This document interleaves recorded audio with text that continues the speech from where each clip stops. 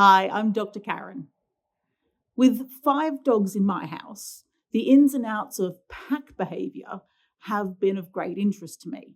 And over the past several decades, animal behaviourists have studied the dynamics and relationships of wolf packs to explain the relationships between our dogs. They'd come to the conclusion that most packs operate on a dominance hierarchy system, all the way from the top dog or alpha down to the bottom of the pile.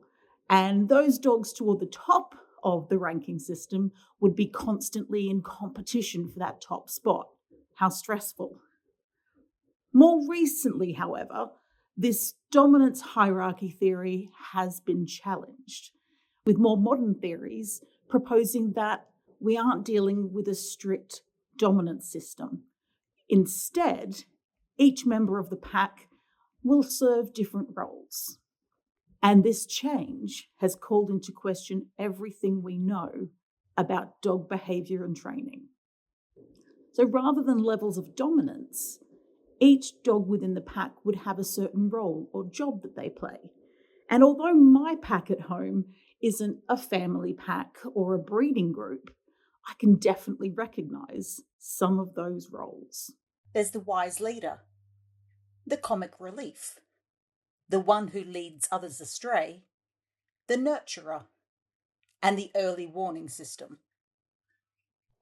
Looking at my dogs as a strict dominance hierarchy, we'd see that Poppy is just ahead of Ned.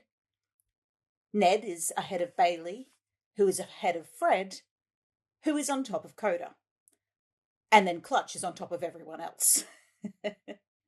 But really, we also see that sometimes Ned gets on top of Poppy, Bailey will boss around Ned, Fred definitely will boss around Bailey, and Coda sometimes bosses around Bailey too. But Coda never gets to boss around Fred, and Ned and Fred have a strange little interaction that we sometimes jokingly call, whose turn is it to be the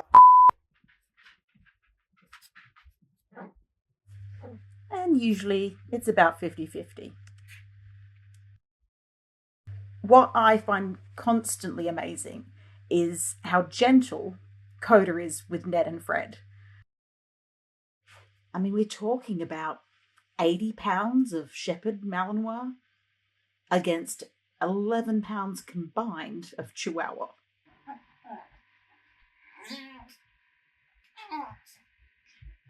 And he just loves it.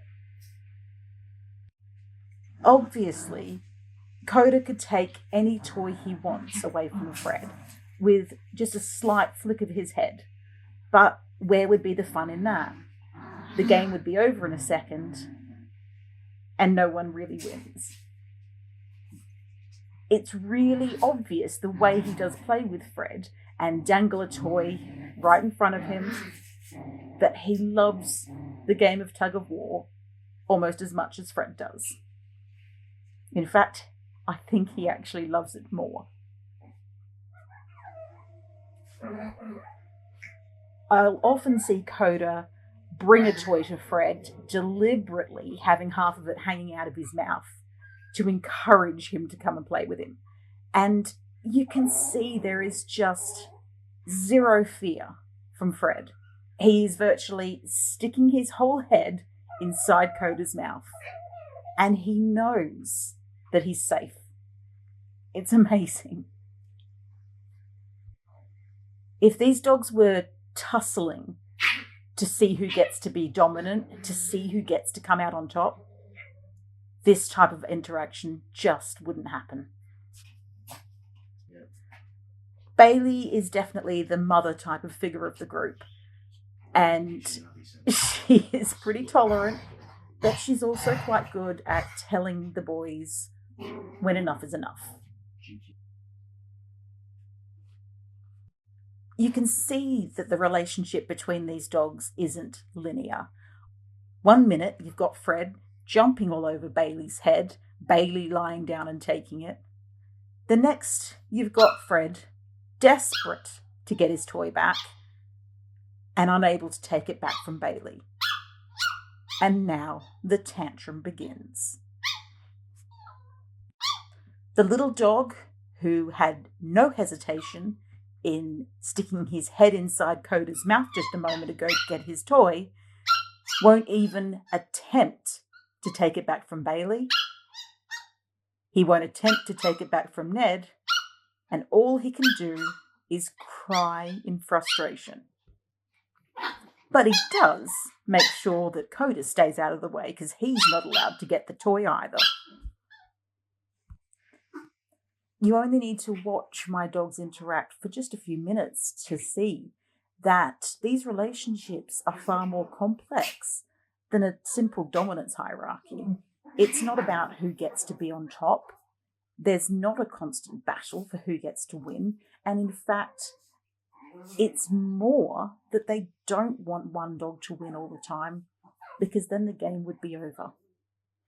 They do all seem to have different roles, and they seem quite comfortable in filling those roles.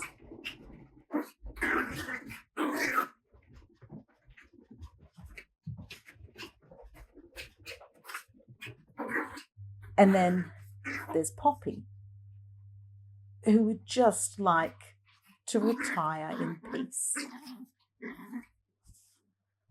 Some behaviourists believe that each individual dog has their roles predetermined even before birth, whereas others think that dogs are a little more adaptable and able to fit in to certain groups depending on what's needed. Additionally, I think some dogs have those roles in mind, even if they're not part of a pack. So have a look at your dog. Are they a leader, a joker, a fierce protector, or a nurturer? Or maybe they're a little of all of the above.